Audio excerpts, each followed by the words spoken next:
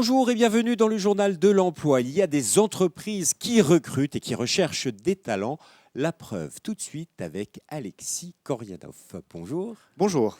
Alors, vous êtes président de C1, une entreprise créée en 2007 qui a recruté fin 2016 pas mal de monde et qui prévoit d'en recruter encore plus cette année.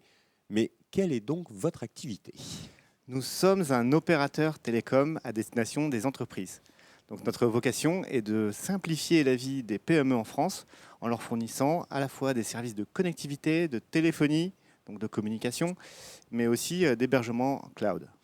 Concrètement, qu'est-ce que ça veut dire ? La téléphonie, c'est la téléphonie IP que vous proposez, par exemple ? Bien sûr, Oui. toute la téléphonie est IP maintenant, Ouais. mais on va un cran plus loin en la dématérialisant complètement. Elle est entièrement virtualisée dans le cloud. C'est-à-dire qu'une entreprise cliente peut, grâce à vous, avoir quel type de service ? C'est le cloud, le stockage de données, c'est tout ça et encore plus ? Exactement. On libère les chefs d'entreprise, de PME, de tout le fardeau de gérer la téléphonie, l'informatique, les serveurs qui plantent, la connectivité Internet et éventuellement l'hébergement de données, puisque C1, à travers ses partenaires, prend en charge l'ensemble de la solution de bout en bout. Alors, si on fait la photographie de l'entreprise début 2017, C1, c'est quoi ? Salariés, chiffre d'affaires, nombre de clients ? Alors début 2017, on est très content du bilan 2016 puisqu'on a réalisé un chiffre d'affaires de 62 millions d'euros. On est aujourd'hui 254 collaborateurs répartis essentiellement en France, mais également en Espagne et en Ukraine.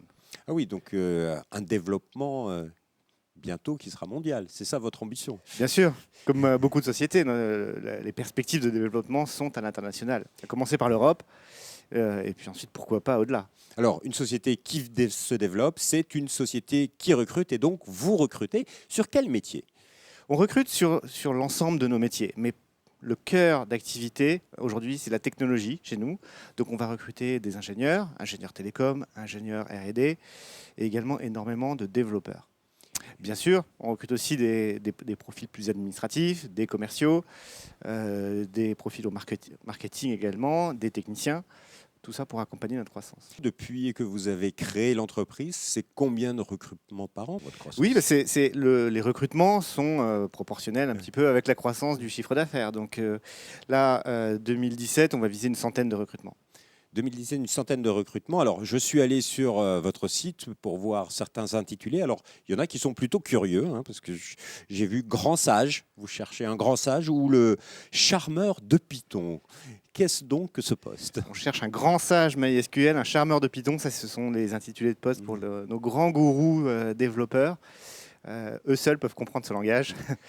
Mais effectivement, ce sont des profils de développeurs assez pointus, même très pointus, dans les technologies qui nous intéressent. Alors, quand on dit technologie pointue, c'est-à-dire vous recrutez des gens qui ont déjà une bonne expérience généralement ? On recrute des gens qui ont de l'expérience. Bien sûr, il en faut pour encadrer l'ensemble des équipes, mais aussi beaucoup de juniors. Donc, c'est des juniors premier job, mais aussi même des stagiaires.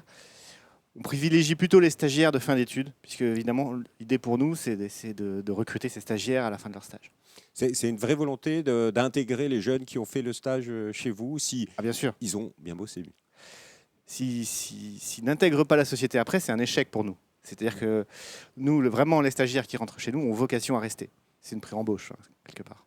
Et vous faites que des stages ou vous prenez également des alternants ? On prend 90% des stages et il y a on doit avoir un ou deux alternants aujourd'hui.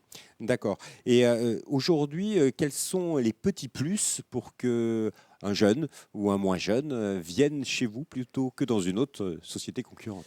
Le petit plus, c'est qu'on est une société à taille humaine. On n'est que 250 personnes, mais sur le site de Paris, on est 160. Donc c'est une structure relativement humaine.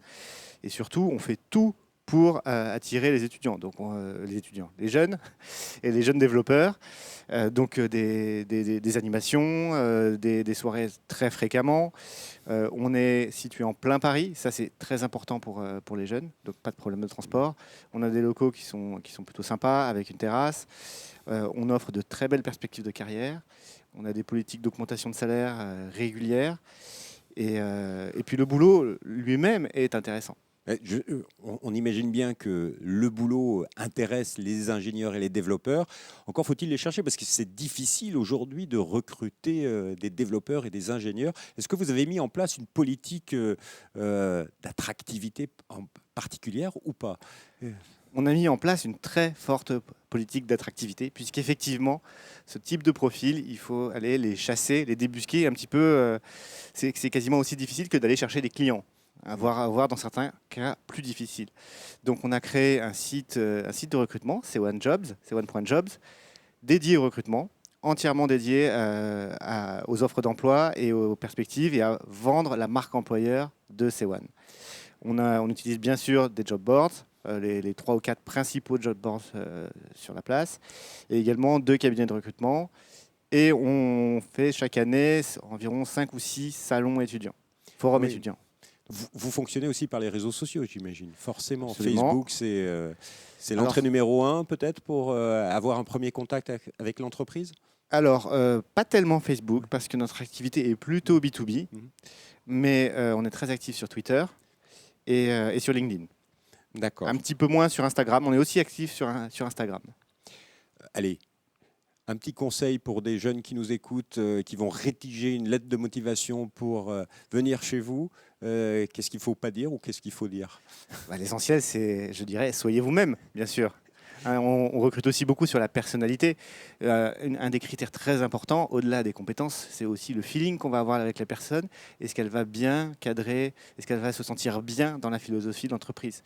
Et c'est très important pour nous, puisqu'on a eu, depuis notre création, quasiment aucun départ. On a dû avoir 2 démissions sur toute notre existence. Voilà, une entreprise sans turnover. Monsieur Gorianov, merci beaucoup. Donc, je vous rappelle le site internet, si vous voulez bosser dans une boîte où il n'y a pas de turnover, où les jeunes visiblement s'y plaisent et qui embauchent leurs stagiaires, c1.jobs, vous aurez toutes les informations sur leurs offres d'emploi. Quant à nous, on se retrouve bientôt pour un nouveau journal. Au revoir.